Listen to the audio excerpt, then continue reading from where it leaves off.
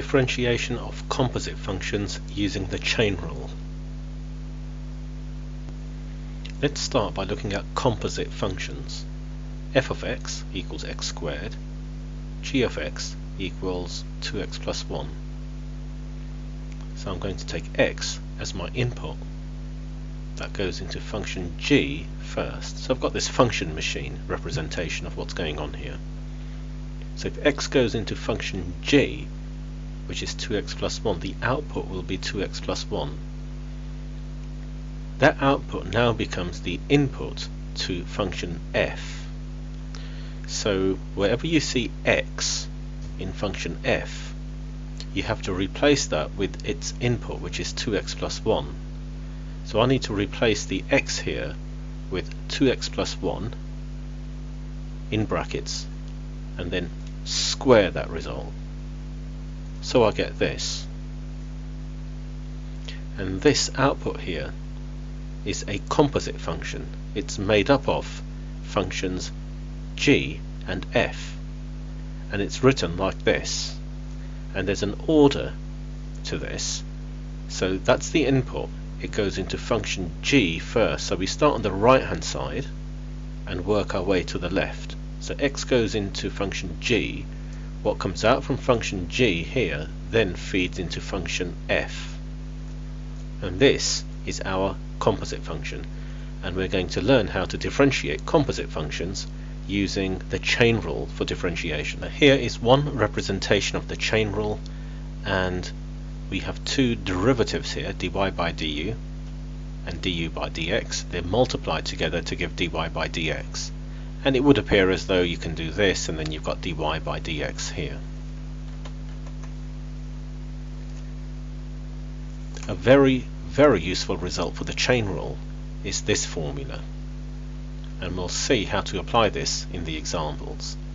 What you've got here is there's a function raised to a power. So you've got an inside function and then you've got an outside function, and that's a composite function we're looking at here. So we can use the chain rule to differentiate anything that can be written as y is equal to something in brackets, some function inside here, raised to some power. And this formula here is a result of this chain rule. Example 1, we want to differentiate 3x to the power 4 plus x all to the power of 5. And this is the first method, the long version, and I'm going to use a substitution. U is equal to 3x to the power 4 plus x, which is basically what's inside the brackets here, the inside function. And then we differentiate this, so du by dx.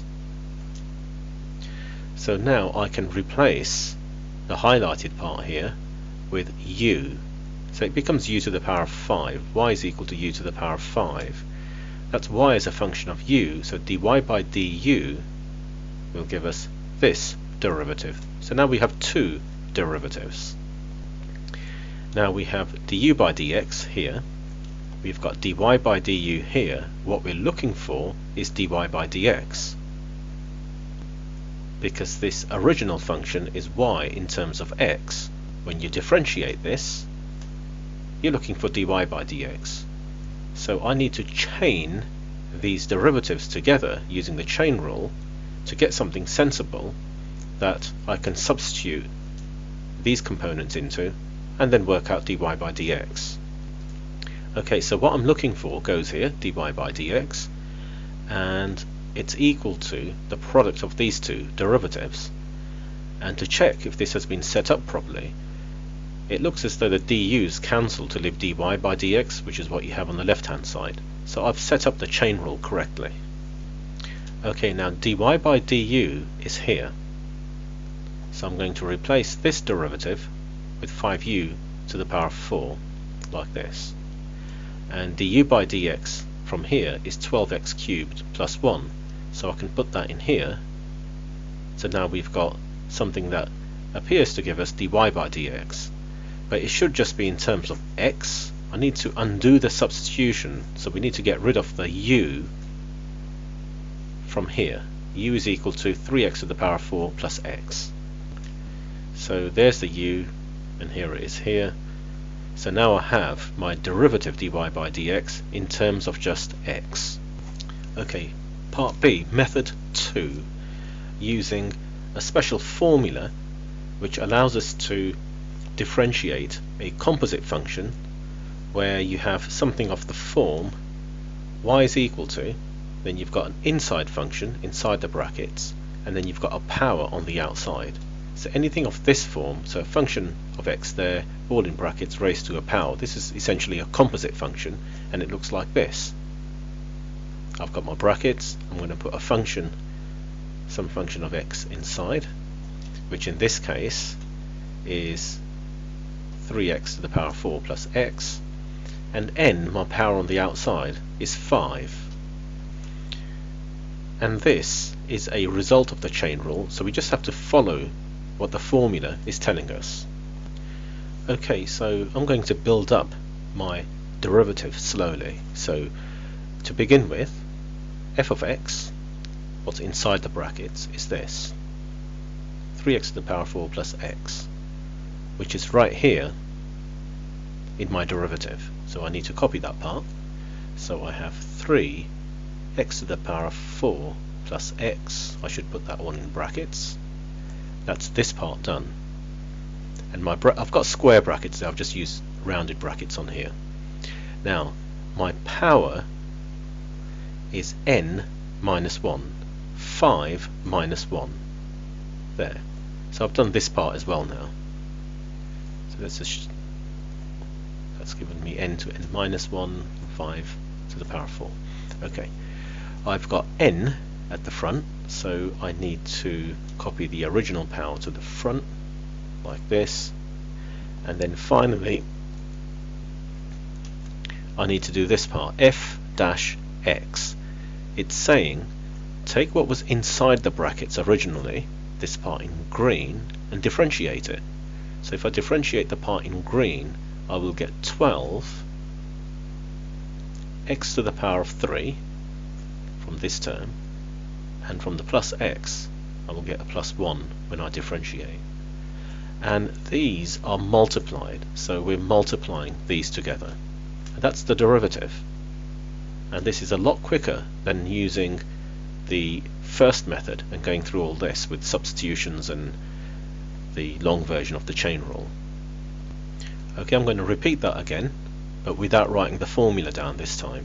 So the bit in brackets, so I've got 3 x to the power of 4 plus x. The power of 5 on the outside comes to the front.